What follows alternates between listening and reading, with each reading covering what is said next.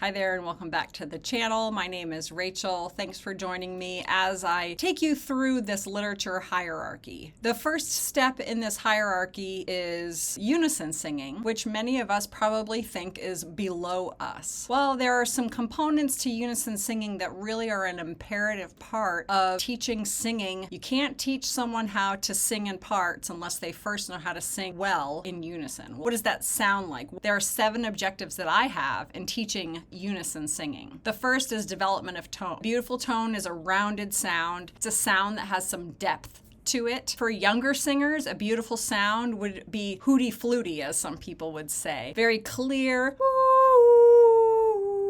In addition to the development of tone, I want them to be able to sing with accurate intonation. And when we talk about singing with drones, this next step in the hierarchy, singing with accurate intonation is singing in the center of the pitch. Younger singers tend to ride high when they sing, a little tiny bit on the sharp side. Singers in the middle level, especially the male singers that are adjusting through that vocal change, will tend to be underneath the pitch ever so slightly. As they grow in their voice, younger singers will get a tendency to overblow the sound, or even through the change, they can overblow the sound, which will mar that intonation. And when they're singing in unison, intonation can be really hard because they only have one pitch to use as a reference point. That's something that will become part of the necessity as they continue to learn how to sing in parts. The principle of singing with good intonation, singing right in the center of a pitch. Another thing that I would be exploring with singing in unison is proper use of breath. Now, when I'm working with singers of any age, it doesn't matter how old or how young they are, I love the use of a siren. My rule is if you can siren it, you can sing it. So for those little prima donnas who think that they can't sing that high, I have them siren. Woo!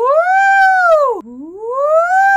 Then I say, give a pitch to that highest note of your siren. And then I ask them to siren higher. And we keep going so that we can start to explore the extent of their vocal range. But in doing that, without them even knowing it, they're having to use their breath. I always bring them back to that siren, that woo, this whooshing sound, because that activates the breath without them even knowing it. For instance, if we're singing, "Ah, poor bird, take thy flight," that is something that's an ascending line, which is a little bit harder for them to navigate. The research tells us that descending passages are easier to sing in tune than ascending passages. But anyway, I'm going to teach them this song, and as part of it, I want them to think about activation of the breath through the ascent. But I don't want to say, pay attention to your breath. If you say that to a 7th grader, they're going to think that you've lost your mind. What I do with singers is I give them an exercise to do that requires breath without me even talking about breath. For instance, if I have, "Ah, poor bird," I'm going to tell them to put it on a sh. So it's going to sound like this.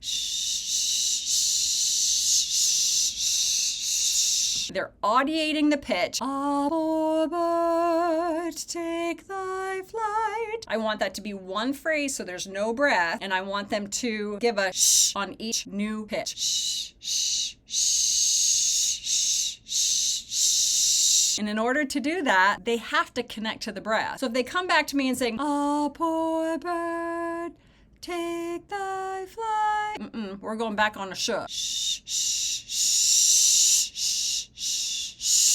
And we'll continue to do that until they can match my model. This is why the 80-20 ratio is so important. It gives you time and space in the rehearsal to attend to things like this. Then we put that with the pitches, and it becomes, "Ah, poor bird, take thy flight." Maybe their enunciation of text isn't quite so lovely as mine. You get the point. Give them an exercise to work on the breath without calling it the breath, and always bring them back to that exercise so that they can learn what activation of the breath feels like before you even give it a name. Another objective of teaching unison singing is their ability to explore in different parts of their vocal register. We've got the chest voice, the mixed voice, the head voice, and then with our change singers, we have falsetto. We want them to explore all of those voices. Too often, we let singers sing where they're most comfortable, but we need to get them outside of their comfort zone every once in a while, going to the outside of their tessitura, the range of comfort that they have. And we want to take them to the extent of the range so that they can start start to manage and manipulate the different registers of their voice. The sirens are great for that. Or you just pick repertoire that gives them an opportunity to every once in a while delve into the higher or lower parts of their range. What does that do? First of all, it will create a vocabulary for you. If you're teaching them a song and they're just belting up, up, up through that song, you want them to use more of a mixed or a head voice. Well, if you've already allowed them to experience those voices, now you have a context for saying,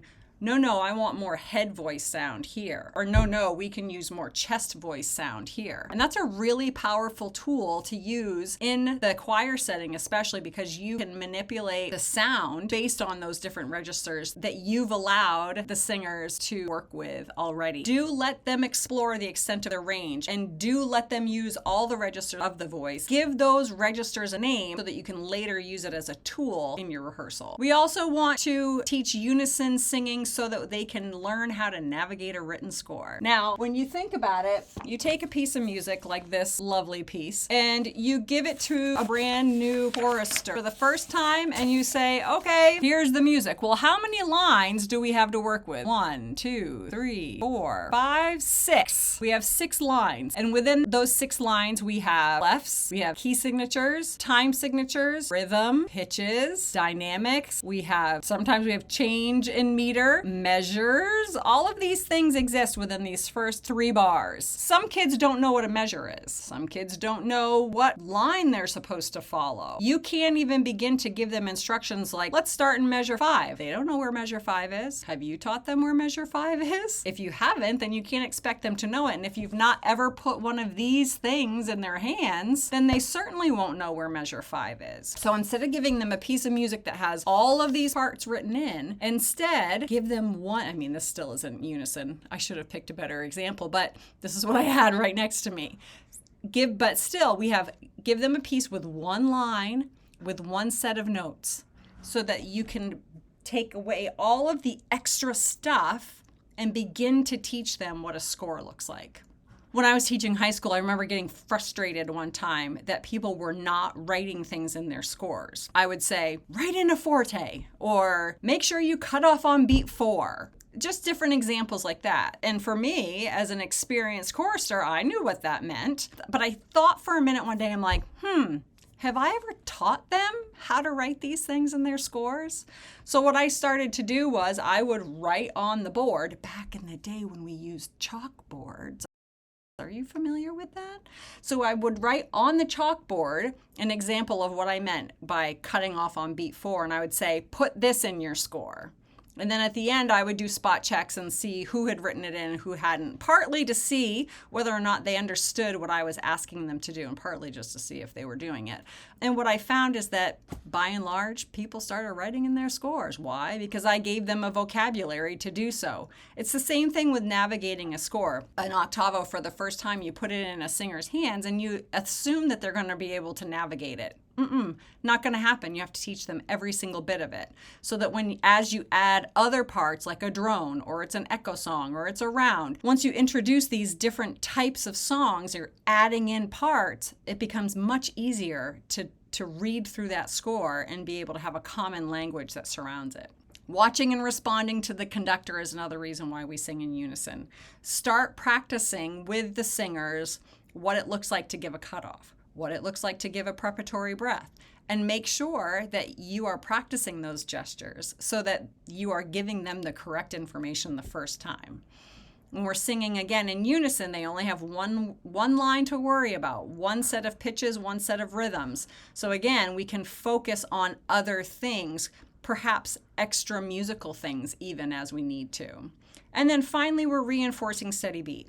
I teach a lot of private piano lessons, which I'm sure many of you do as well. And the hardest thing to teach students is rhythm. It's not the pitches. They get the pitches from the different finger numbers, and sometimes they can rely on their ears to help them with that. But with the rhythm, oftentimes, I'm going back to, you have to have a rhythm in your head or a tempo in your head before you can play. In this instance, we have to have the steady pulse in our head before we can sing together in unison.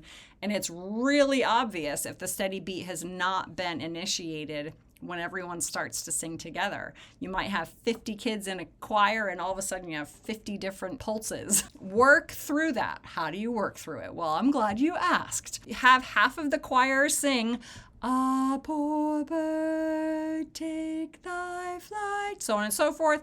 And the other half of the choir takes 2-finger tap, because clapping is just way too loud. 2-finger tap.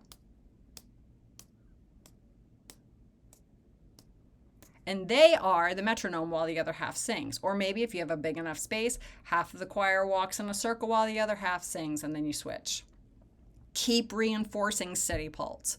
Keep reinforcing steady pulse, because as your rhythms get more and more complicated in the music that you're performing, you have to go back to that very basic construct and use that to teach the rhythm. If you're teaching eighth notes, ba, ba, ba, ba. Well, how many sounds do I have on my ba? 2. That's an eighth note. We teach unison singing not just to teach unison singing. It's not a box to check. It's something that will provide opportunity for things like teaching development of tone, steady pulse, watch the conductor. This is how you navigate a score, so on and so forth. You'll find that these things don't just exist in teaching unison singing. We still need to teach them when we're teaching unison with the drone. We still need to teach them when we're teaching echo songs. We still need to teach them when we're teaching partner songs. Nothing in music is a once and done. All of it is a building. It's a comprehensive musicianship. You are moving up the ladder. You are continuing. There's something that I will refer to probably pretty frequently, which is Jerome Brunner's spiral curriculum. You start here and the spiral gets wider and wider as you navigate up through it. Well, the spiral never ends. It just keeps going. But at the very base, we have the basic constructs. We have a set of principles. We have musical ideas. And those musical ideas stay the same as we move up through the curriculum. But what happens is that the way we talk about them and our knowledge of them becomes more sophisticated.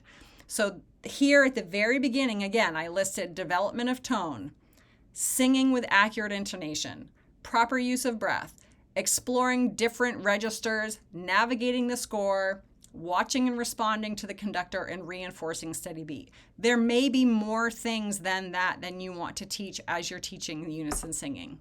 You get to decide, but I would suggest that you create those objectives for yourself in teaching unison, because those will be the baseline. They will continue up through as you work with more and more sophisticated music. We don't ever stop teaching beautiful tone. We don't ever stop teaching proper use of breath. Those will continue. Those should continue. But first, you have to start with the basic unison singing, so that you can take all of the other distractions out of the equation and focus specifically on the first objectives that come with beautiful singing.